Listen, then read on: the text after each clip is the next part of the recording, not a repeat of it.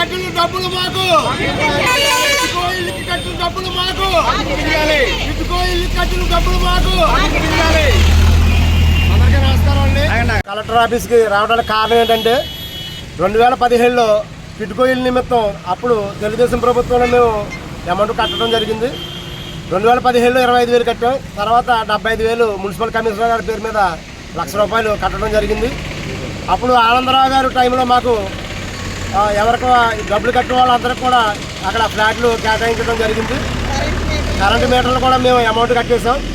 అయితే మాకు ఎవరికి ఈ లబ్ధిదారులందరికీ కూడా మాకు పట్టా కాగితాలు ఇచ్చి మాకు ఇచ్చిన ఫ్లాట్లు కూడా మాకు చూపించడం జరిగింది. అక్కడ ఇంకా వర్క్ జరగకపోవడం వల్ల మమ్మల్ని ఆ వర్క్ జరిగాక మీరు ఎవరో ఫ్లాట్కి వాళ్ళని వచ్చి స్వాధీనం చేసుకోమని చెప్పడం జరిగింది. తర్వాత వైసీపీ ప్రభుత్వం వచ్చాక చాలామంది ఆ ఇళ్ళకి వెళ్ళిపోతున్నారు. అప్పుడు మాకు తెలిసి అదేంటి మనకు కూడా అక్కడ ఫ్లాట్ ఉంది కదా అని మేము అక్కడికి వెళ్ళేటప్పటికి మా ఫ్లాట్ వేరే వాళ్ళకి అప్పచెప్పడం జరిగింది. ఏమిటని మేము వాళ్ళని ప్రశ్నించగా మా పేరుని ఏదో కరెంటు మీటర్ ఉందని అదని ఇదని మొత్తం మీద మమ్మల్ని అక్కడి నుంచి తొలగించడం జరిగింది.